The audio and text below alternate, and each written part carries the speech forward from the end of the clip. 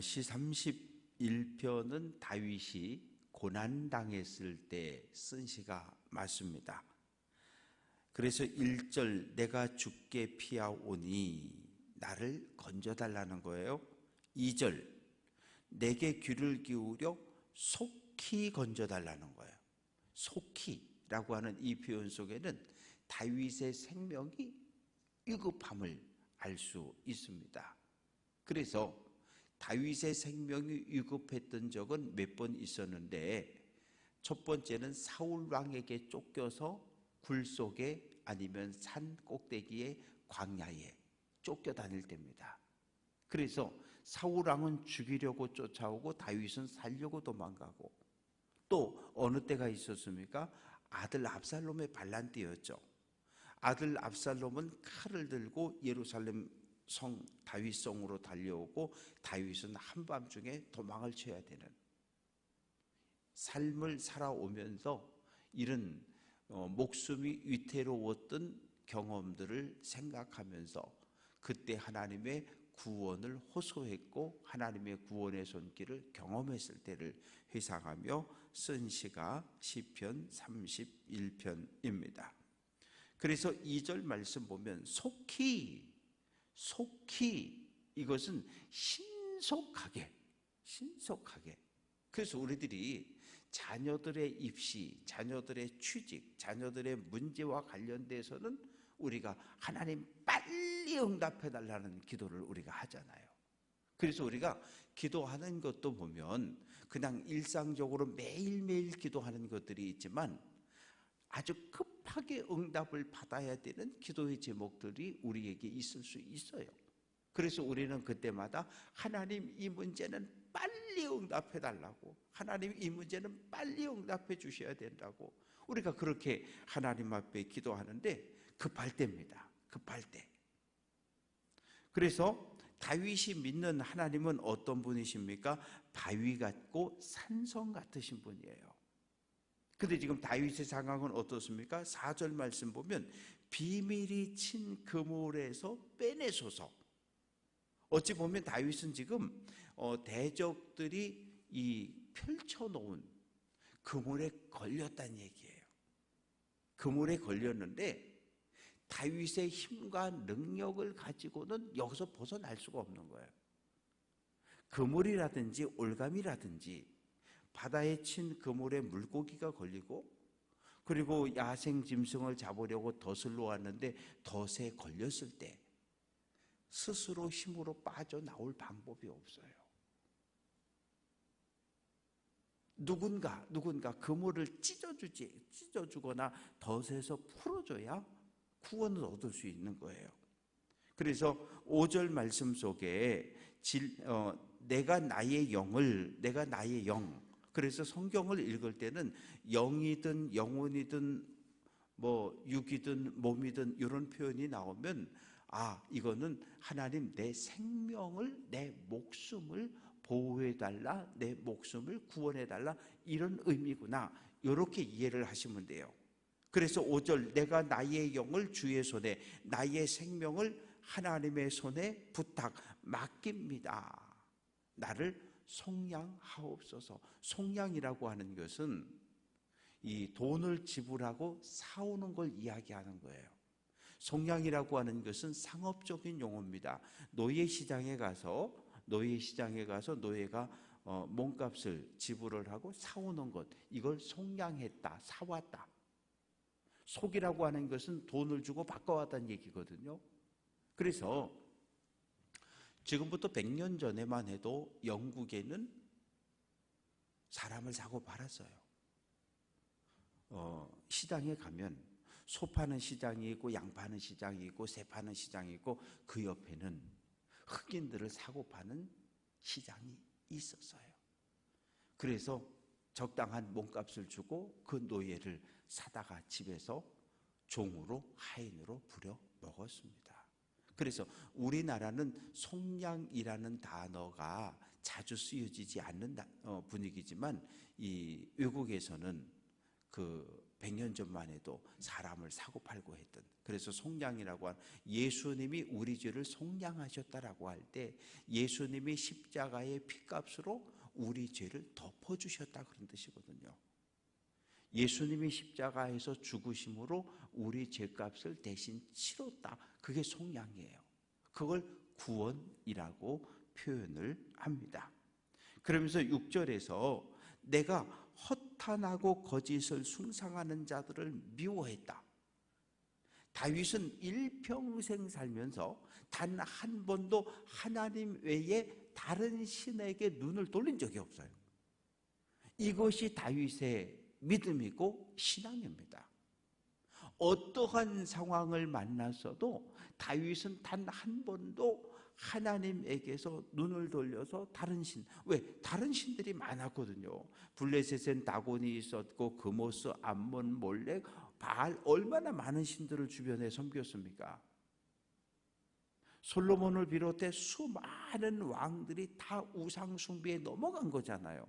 그러나 다윗은 단 한 번도 일평생을 살면서 하나님 외에 다른 신을 바라본 적이 없어요. 그래서 다윗을 가리켜 믿음의 사람, 하나님의 마음에 합한 사람.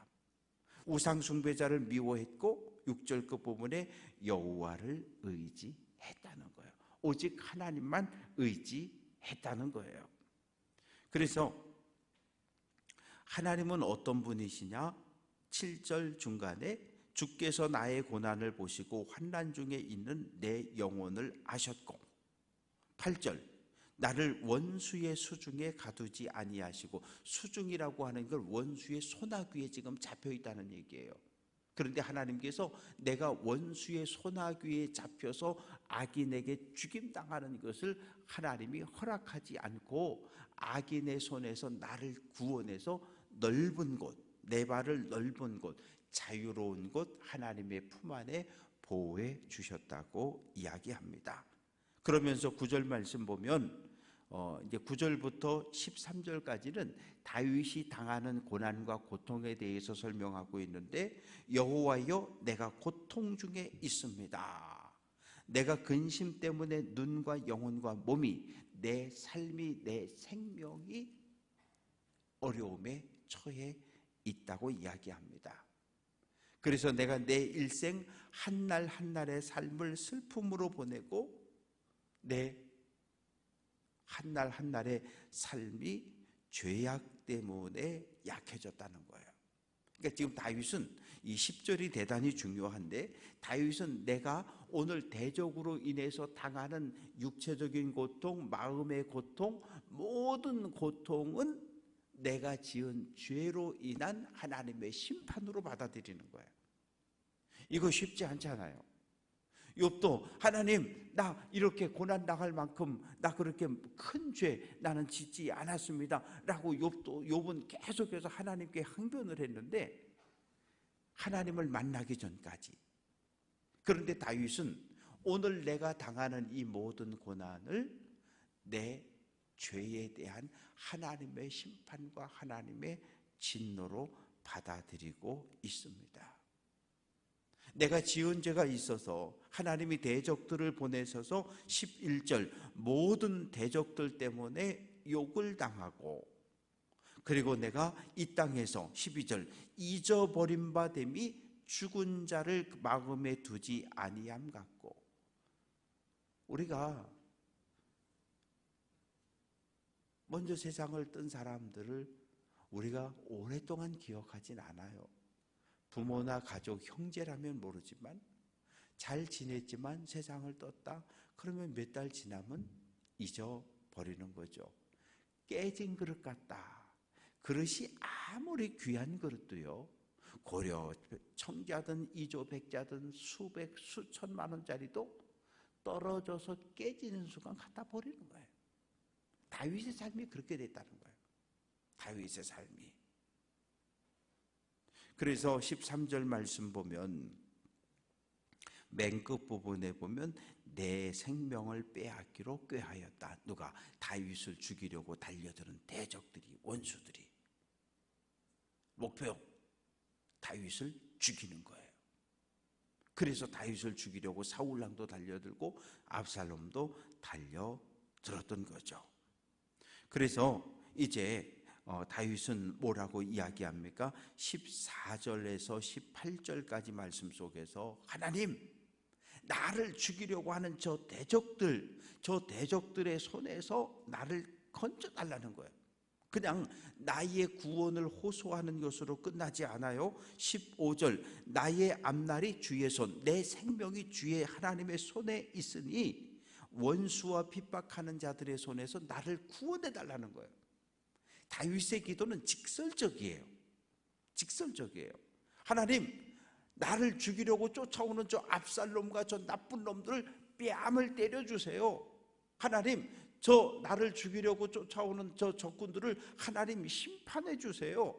그리고 오늘 18절 말씀에서도 교만하고 완악한 말로 무례히 의인을 치는 거짓 입술을 말 못하는 자. 말 못하는 자라고 뭐예요? 농아, 벙어리 되게 해달라는 거예요. 다윗의 기도는 숨김이 없어요. 말을 이렇게 돌려서 할 줄 몰라요. 기도를 그냥 하나님 앞에 직선으로 그냥 다 올려드리는 거예요. 마음속에 있는 감정들을 그대로 다 하나님 앞에 토해내는 거예요. 이게 가장 솔직한 온전한 기도예요.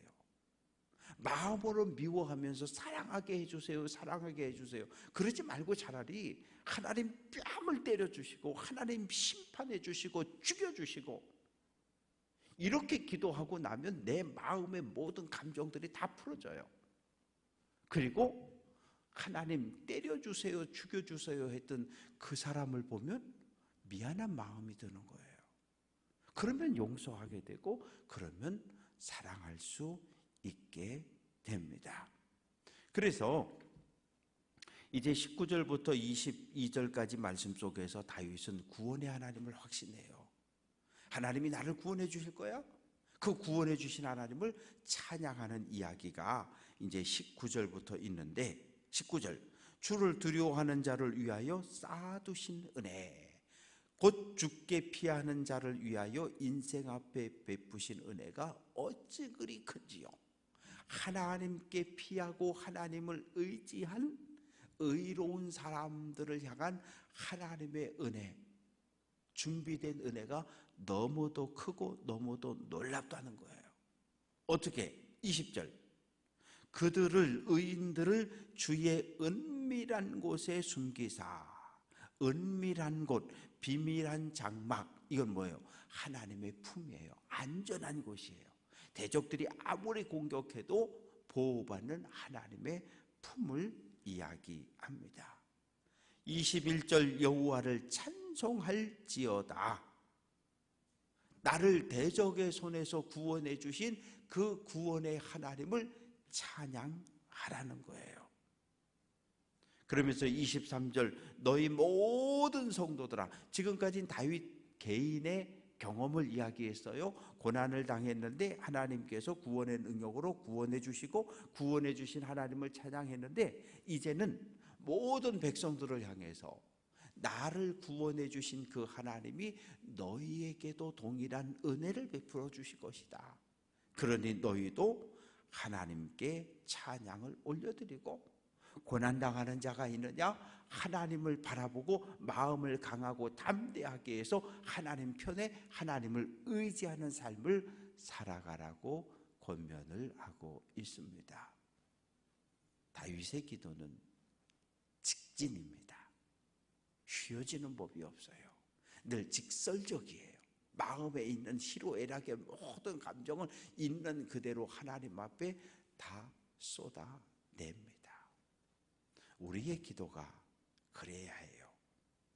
우리는 그동안 그런 기도를 드려왔어요. 그런데 언제부터인지 그런 직선적인 기도가 사라지기 시작하고. 왜요? 주변 사람들이 의식되기 시작하니까. 혼자 기도할 땐 괜찮은데 다른 사람들과 함께 기도할 때는 그런 기도가 쉽지 않아요. 바라고 소망하는 것은, 기도라고 하는 것은 내 마음에 있는 모든 문제를 하나님 앞에 꺼내놓는 거예요. 하나씩 하나씩 꺼내놓는 거예요. 꺼내놓고 하나님께서 이 고난, 이 문제 위에 은혜를 베풀어 주셔서 내 힘이 아니라 하나님의 능력으로 이 모든 문제들이 해결되고 풀어지는 것. 그래서 우리는 기도해요. 바라고 소망하는 것은 오늘 한 날도 하나님을 굳게 의지하고 하나님을 붙잡고 믿음의 길을 잘 달려낼 수 있는 귀한 성도들 될 수 있기를 주님의 이름으로 축원합니다.